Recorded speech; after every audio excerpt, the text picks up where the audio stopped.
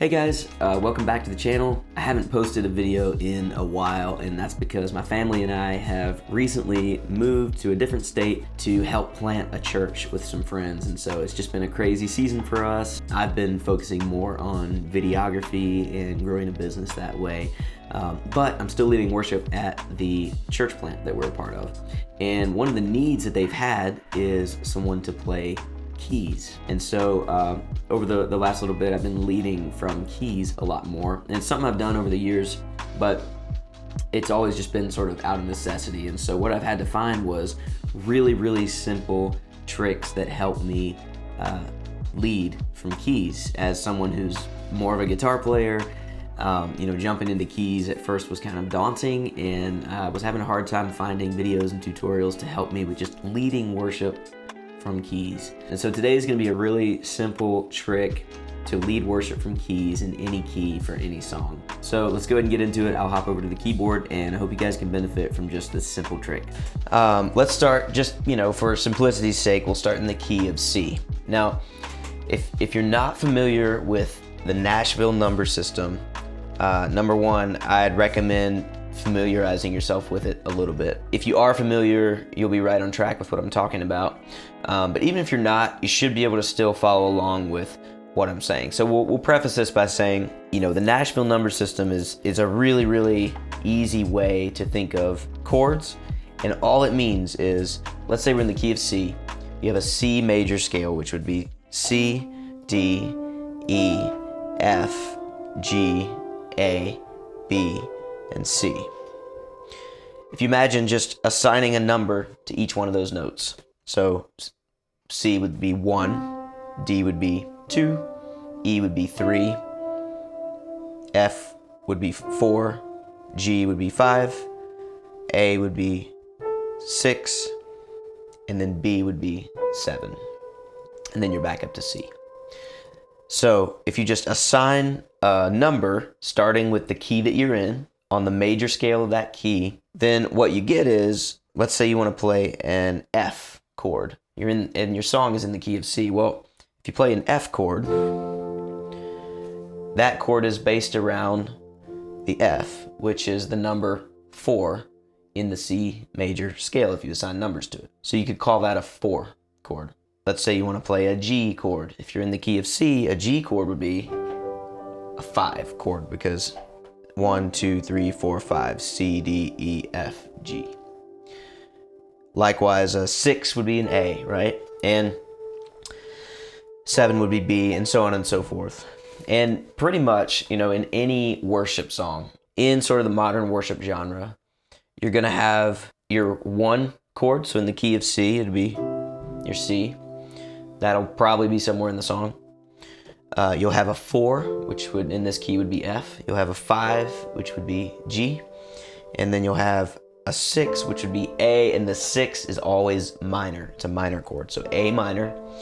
Then every once in a while, some songs will throw in a 2, which would be a D. And the 2 is always minor as well. So 1, 4, 5, 6 is minor, and 2 is minor. We won't worry about the other ones for now. But the trick I want to show you, if you're somewhat familiar with that system, and look, if that was really confusing for you, just ignore it. I'm going to make another video just on the Nashville number system at some point in the future. But if you're somewhat familiar with that, then all you have to do is you say, okay, well, here's the key that I'm in, and we'll start with C. We'll just make it easy on ourselves. Start with C. Take your right hand and play a C major chord, right? I like to do thumb, middle, pinky because it makes this trick a little easier. Now, omit the middle note, or the third of that chord. So omit the third, and then you're just left with 1 and 5 of that chord. So keeping 1 and 5 right there, those don't ever have to change. Most of the entire song, unless you play a 2 minor, maybe a 3 minor, some funky stuff, that 1 and that 5, your right hand can stay right there the whole song. And all you have to do is take this middle note, and depending on what chord you're on, you either move it down to, in this case, a D, or you move it up to, in this case, an F. And you do that when you're playing either the 5 or the 4 chord. So if that didn't make sense, I'll explain it in a different way. Let's say we're in the key of C. I'm just going to take my pointer finger. I mean, typically you would play it with something else, but just so you guys can see really clearly, this is what I'm doing, right? Key of C, the 1 and the 5, and then we'll fill it out with just the C on the bottom here. All right? Now, if you want that to be a C major chord, you just add your middle note in. And let's say the song after that goes to a G, right? Well, in this case, the G is the 5 chord of this key. And for the 5 in any key, you're always going to take your middle note on your right hand here and lower it by 1 step. And then what you're left with is this beautiful kind of sustaining sounding chord, right? Now, if I was going to play an F chord in the key of C, I'd go take the middle note and I'd raise it up 1, which makes sense because it's going to that F.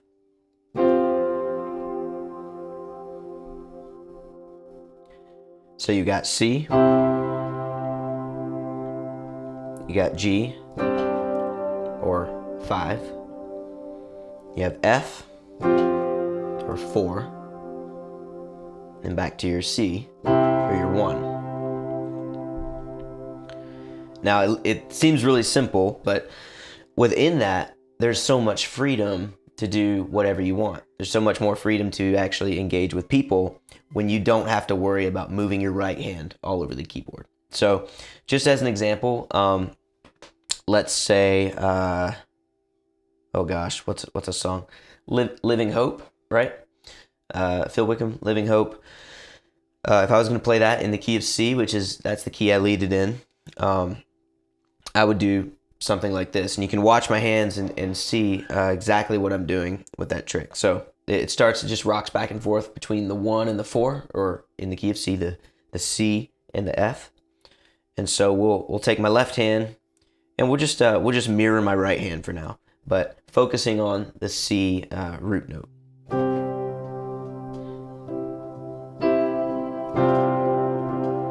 And you can hint at the F right there, right?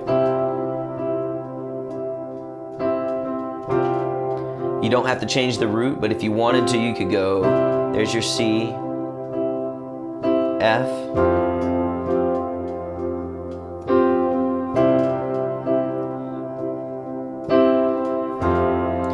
now we'll get into the verse. How great the chasm that lay between us. So right there we go to the 5, or the G. And all I did with my left hand is, and you don't have to do the octave, but I just played a G and a G an octave apart. You could do just the 1 G. And then you just take your C chord and you lower the middle note down to a D. And it makes sense because if you played a full G chord, that D is in that G chord. So you're just letting your right hand hint at what your left hand is doing. So C, that lay between us.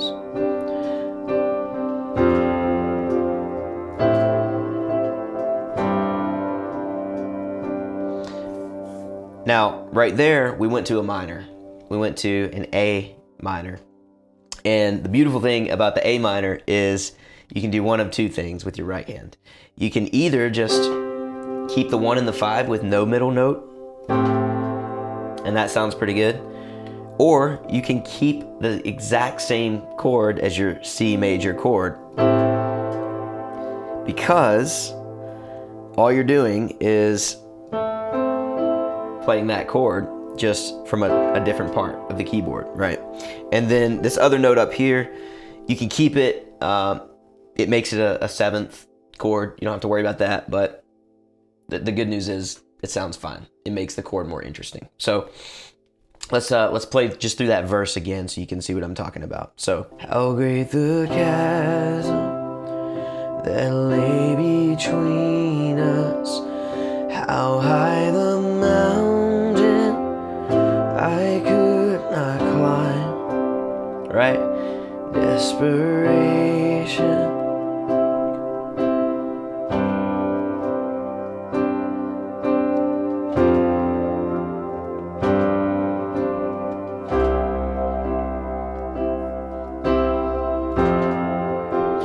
Now that seems really basic. I know I'm just kind of hammering it out so you guys can see.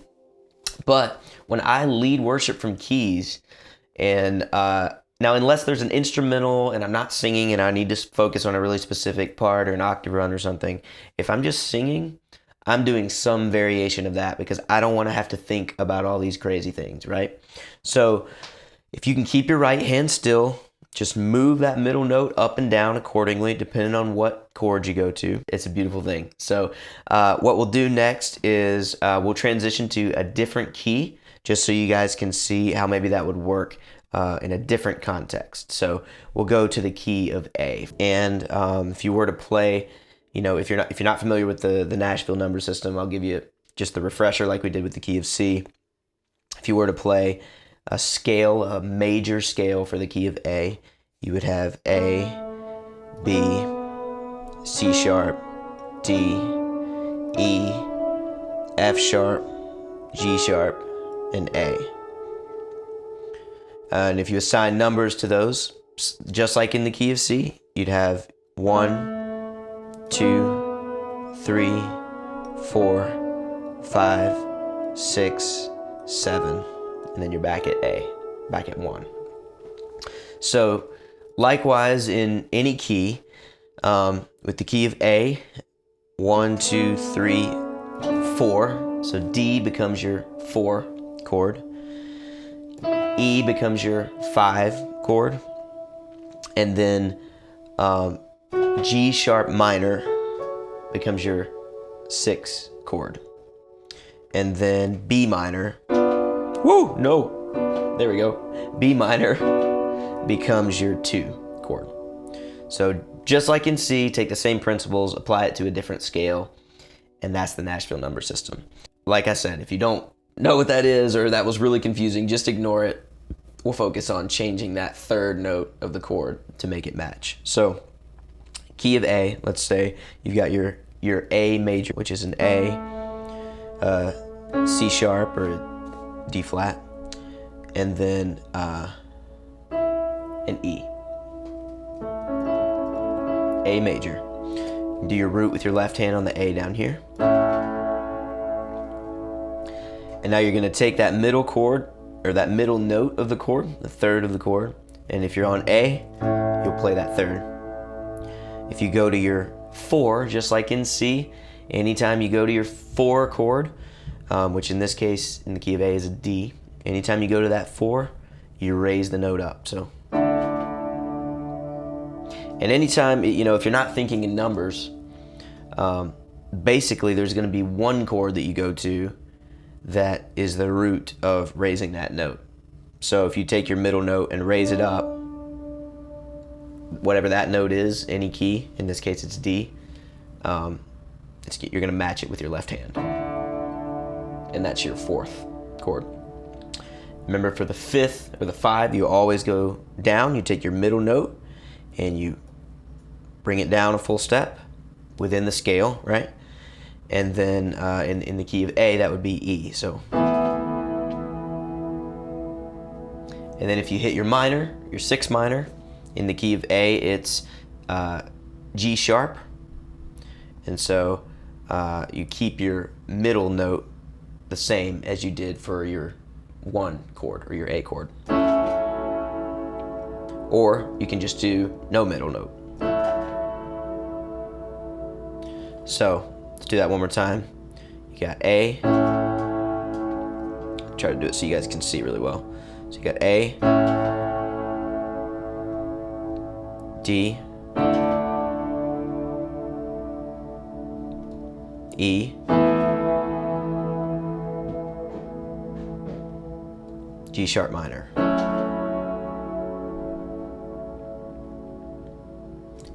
1,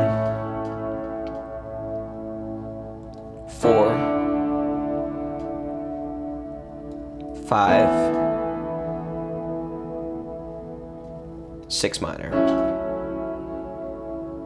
So let's say we're playing the song Come Thou Fount in A. You could do something like this. Come Thou Fount, there's your 1 chord. And then it goes to the 5 or the E. Every blessing. Then it goes to the 4 or the D. Tune my heart to sing thy grace. Back to the 1, back to the A. Streams of mercy, never ceasing. Call for songs of loudest praise. Now that's really boring, and you're not just gonna hammer it out the whole time, but what you'll find is as you start to incorporate this trick, you'll find a lot of freedom in being able to keep your right hand in the same place. So for example, if I was gonna play that song actually like the way that I would lead it, I would probably add a few things. You know, I may with my left hand not just do the root note, but I may add the 5th. I may kind of, you know, you can play with both hands a little bit, but just as an example to where you can kind of aim towards as you start to put this into practice, you can aim towards making minor changes and making adjustments and improvements that just sound, you know, a little more interesting to the ear. So Come Thou Fount, if I was gonna lead that song, I may do something like this, right? Come Thou Fount of every blessing, tune my heart to sing thy grace. Streams of mercy, never ceasing. Call for songs of loudest praise. And then here it goes to the minor. And teach me some melodious sonnet, sung by flaming tongues above. Praise the mountain fixed upon it, mount of thy redeeming love.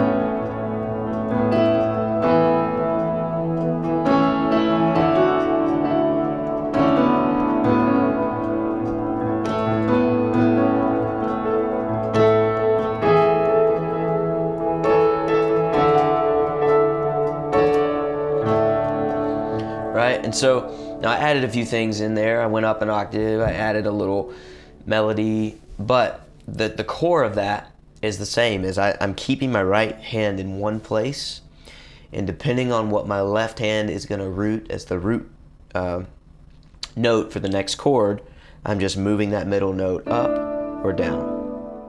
All right, so I hope you guys found this helpful. If you came to this channel for the guitar stuff, I'm sorry that you had to watch a keys video. Maybe keys is not for you, that's okay, but I'm a worship leader and I lead from a lot of different instruments. And so the goal for me with all these videos is to just try to convey the idea of leadership being the most important thing over fancy musicianship. So for me, when I'm leading, the goal is to engage with people. It's to help people sing and hear and understand the truth of God, and that's coming through the lyrics of the songs. And so everything that I do is filtered around trying to make it as effortless and as easy as possible for me to lead and keep my head up, keep my eyes out, and engaging and making eye contact with people. I don't want to be tied up in something so fancy musically that I have to constantly be looking down at my guitar, looking down at the keys and trying to do all these crazy things. That's why you equip other band members and you trust them to help you. So yeah, for me, learning to lead worship from keys has just been an interesting transition over the past few years, and I love it. I love leading from keys now, and this trick was the single best thing that helped me be able to free up my hands, free up my brain, and focus on leading people and shepherding people. If you like this video, I'd love it if you subscribe to the channel. We're coming up on 1,000 subscribers, which is really cool. And there'll be more videos to come regarding like setting up a keys rig, Nashville number system, bass, drums, kind of different instruments in the worship context. And I hope to keep these coming. I'm gonna start investing in this channel a little more than I have been and try to be more consistent with it. If you've been sticking with me, thank you so much for putting up with the inconsistency. Please stick it out, and if you came for guitar, there'll be more guitar stuff coming soon too. Thanks guys, we'll see you next time.